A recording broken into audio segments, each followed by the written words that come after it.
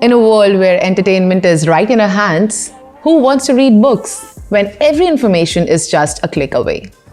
But we have always heard, read more books, read newspapers, read magazines. It will help you gain information. It will help you improve your English. But have you ever wondered how? So today, I, Harshita Batra from English Partner, is going to share some tips and tricks with you that will change your view about how to read a book. You must have heard, reading is to mind what exercise is to body.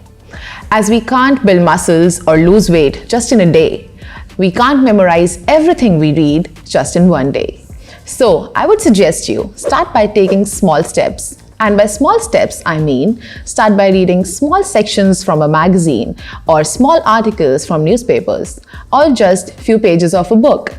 But the most important thing in this is that you find the area that interests you, whether it's fashion, lifestyle, or anything that you find interesting. Start by reading that. And once you have found your genre, start by making a list and add it to your collection. And I am sure out of that amazing collection, there will always be a book that you would want to carry with yourself.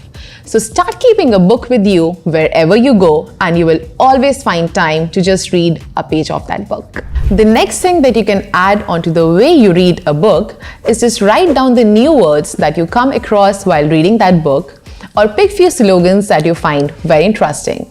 And also you can share it while chatting with your friends or with your colleagues at your workplace. And as we say, the best stories are the ones that we share with our friends. So start discussing your stories with your like-minded friends and gain some information from them. Reading is a good habit. If you don't have it, start it today. I'll be back with another informative session. Till then, keep reading.